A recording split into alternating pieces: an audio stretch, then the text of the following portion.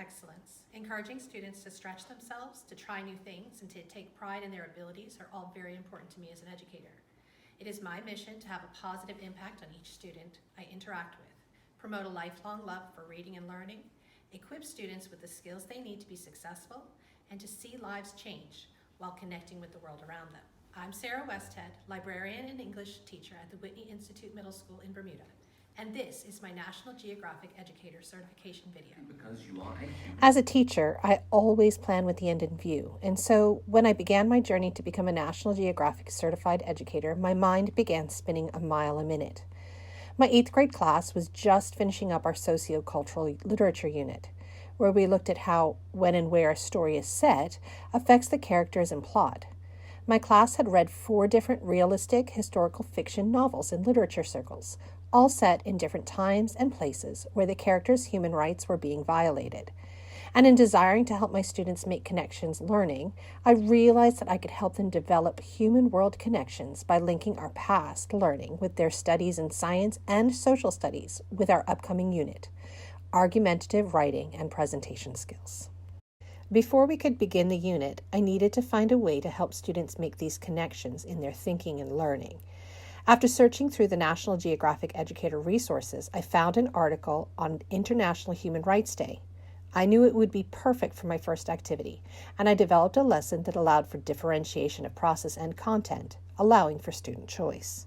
We began with a quick write, whereby students were pre-assessed for their understanding of what human rights were and what it meant to them. Students then shared their thoughts, which led us straight into a great discussion in which I helped students develop a greater understanding of the topic by showing videos by TED Ed and Amnesty Switzerland.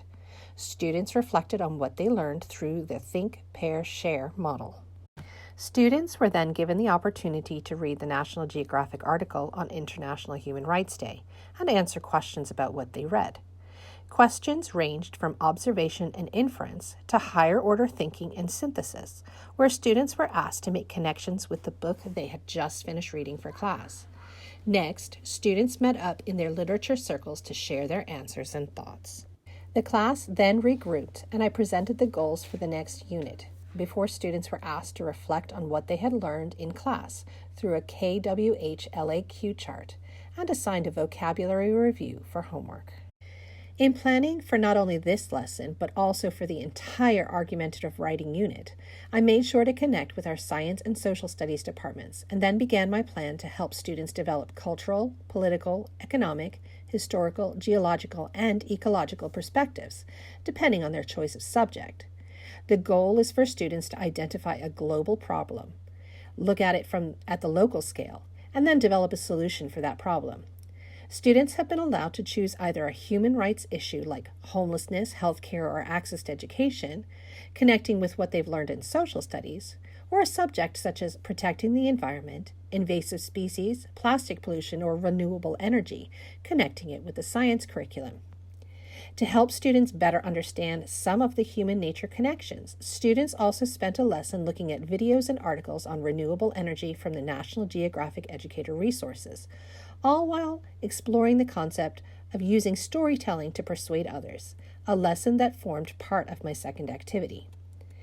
Now that they have selected a subject, students are now in the process of writing. The goal is that they will present their problem and solution, persuading others to join their cause through multimedia presentations similar to TED Talks or the Pechakucha 20 by 20 format. Students will begin making presentations on World Storytelling Day, March 20th, a day I learned about while browsing the Nat Geo resources.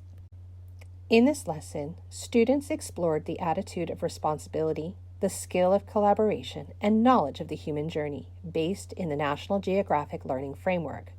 Students were able to begin developing greater understanding of human wants and needs, both globally and locally, and a responsibility for ensuring that the rights of others are respected.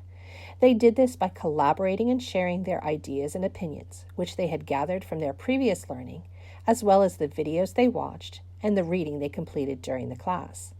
They were also able to develop knowledge by examining how the past, the development of the Universal Declaration of Human Rights, still has an important role in our respect for others.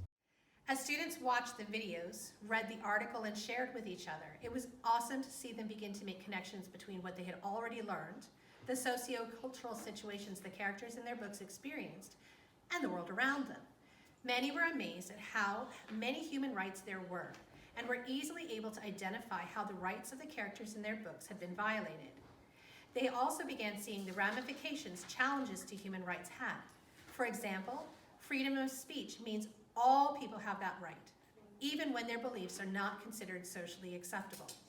They also began identifying barriers to human rights in Bermudian society, including issues with poverty, homelessness, gang violence, and more. As I look toward the future, I'm excited to see how I'm helping to develop global citizens, and it's my desire to expand these two units, sociocultural literature and argumentative writing, more with greater intentionality, and to share with my colleagues locally and internationally.